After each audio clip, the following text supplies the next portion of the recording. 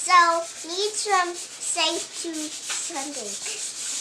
To be safe. Need to be safe from What do we need? safety goggles and wrench and screwdriver and what is this? Silicone, sealant. Silicone. Okay. And look at this. See that? That's the instruction. You want to see? Yes. Like this way. Oh, here it is. Here it is. Do you see it? Do you see that? This is for the sink. Okay, this is for the sink. Yeah, let me read it. So.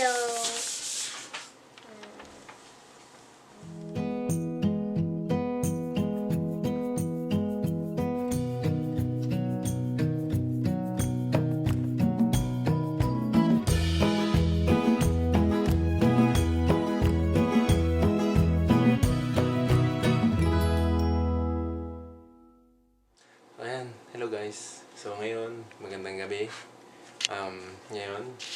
Ngayong gabi ay gagawa naman ako ng papakita ko sa inyo kung paano gawin ang kitchen faucet. Ayan, bumili kami sa store ng bagong faucet. Papalitan namin kasi natulo na. Kailangan namin makasave ng tubig. Kailangan ni ma'am katala. Di ko alam sa English to eh. So, by the way guys, natanggal ko na yung kasi there's dalawang klase to. May hot and cold. Natanggal ko na yung cold. Natanggal ko na rin yung sprinkle. Tanggalin ko na lang yung hot. So, makita nyo, ito yung sa cold. Ngayon, tanggalin na natin yung maluwag na. Tanggalin natin yung sa hot. So, ayan, may mga tubig pa galing sa faucet. Dahan, naglagay tayo ng bin or matcha. So yan guys, tanggalan natin yung dalawang nut nung go hold sa faucet. Ngayon, figure out natin kung paano tanggalin kasi may tatlong tubo. Ayan. Makikita nyo. Ayan, figure out ako para tanggalin. Kasi sipag na natanggal. Pero makikita nyo, meron siyang parang lock na snap ring. Check ko that. Tulok lang natin. Ayan.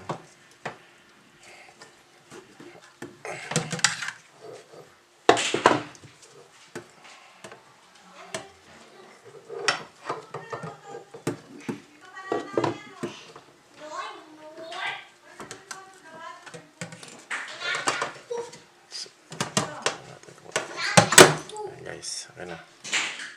So yun guys, ito yung nabili namin na faucet. So, retractable siya kasi mas mataas kasi yung old na faucet namin ay maigsi. So pagka naghuhugas kami, at least naggaan yung tubig sa gilid. So kailangan namin ito na-retract. And then new handle. Syempre, yung price, tama lang. Ayan, yung mismong itsura. Ayan. Then, let's see yung actual product. Ayan. Ayan. So, meron siyang tatlong ng hose. This one, I don't know what is this. Oh, this is for the sprinkle, cold and hot. This one product is here. Tapos ito yung base plate. Ayan, may rubber pa. Ito yung usually lock. And then may itong makikita mo. Parang hindi ko alam kung ano to. We will see kung ano to. May manual naman. May manual. Okay.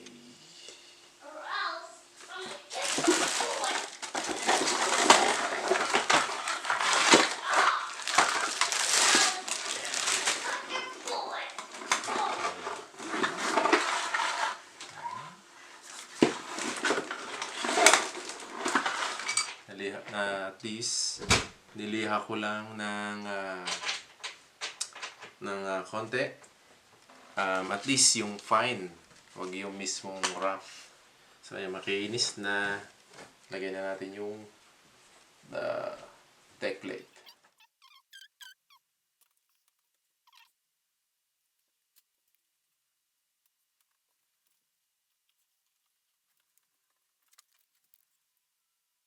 Guys, ito na natin lapat. Is centered. Dapat. Dito pa siya. Be centered, no side. Tama. Let's push just a little bit.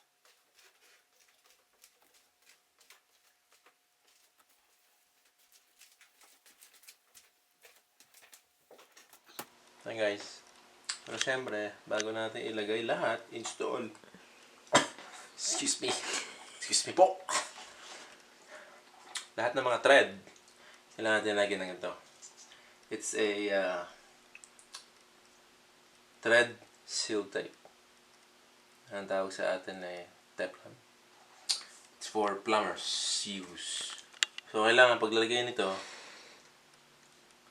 against dun sa paghigpit.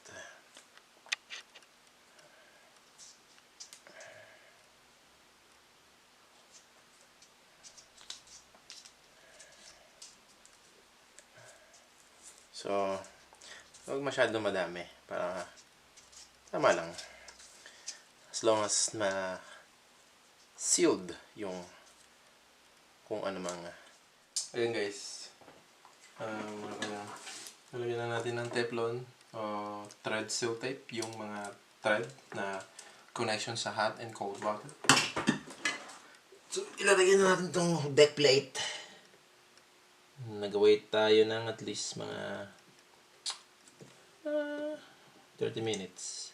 Yan, di na nagalaw yung ilalim. So, sealed na siya. Tara, kung lalagay ito. Isa-isa.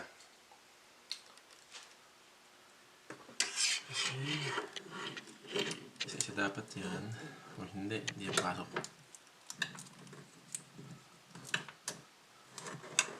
Pasok lang.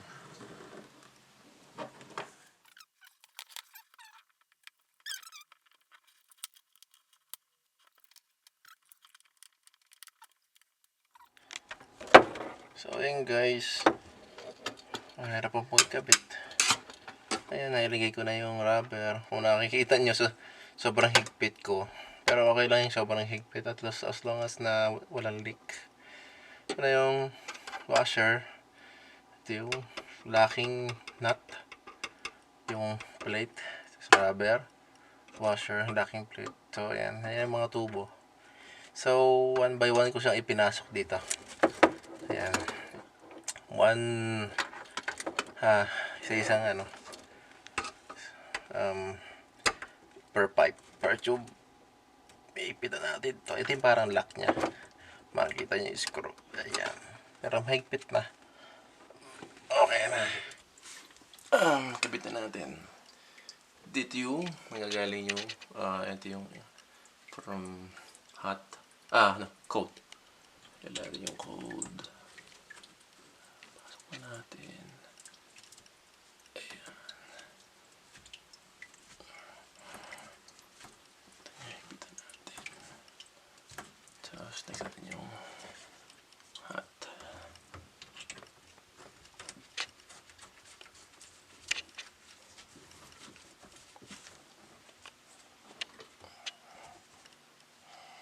So ayan, may kukontrahin natin so yung isa ay 10, tapos ito lang yung wrench para so pakanan. Kapitan. O hindi. Malilig po ito.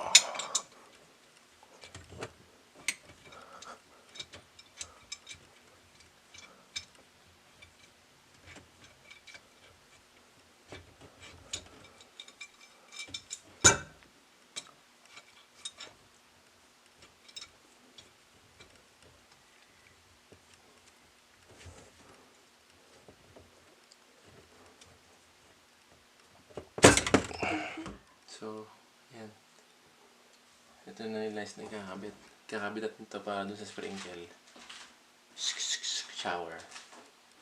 Connect natin yung kabila.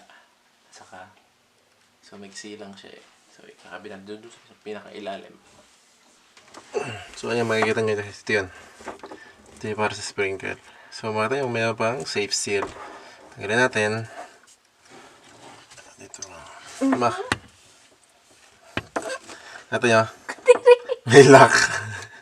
May lock yan. Kailangan ganyan yan. Ganyan. Kailangan mag-lock siya. Pop.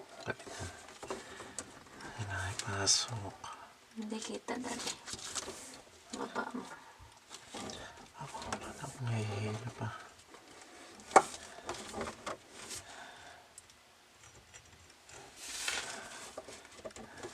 Yan.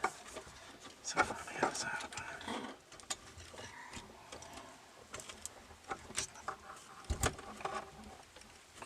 Make sure mo na walang leak. Kita mo? Nasa loob siya? Yes. Ang puti? Nag-lock na siya. Okay. So, ito yung weight. And parang stopper. Weight and then stopper. Para kung sa mag-i-stop. Kung gaano kahaba. So, nawala po yung marka namin. Pumasok sa loob.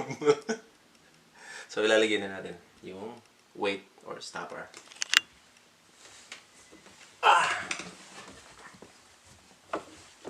Nandito yun eh.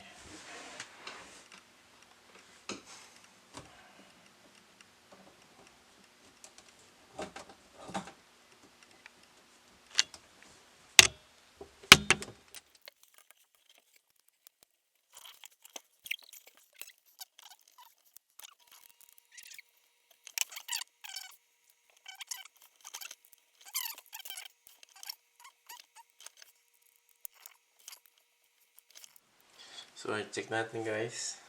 Water. Okay. 4.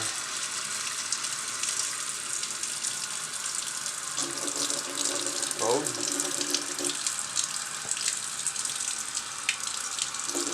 Hot. Ow. Hot. Tactable. Sprinkle.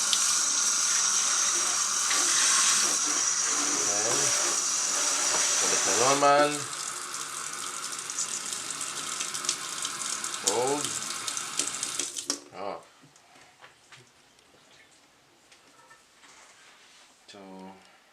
So ayan guys. So, kung meron kayo natutunan, please like yung aming YouTube page and then like the video and click the notification bell for more updates for our videos.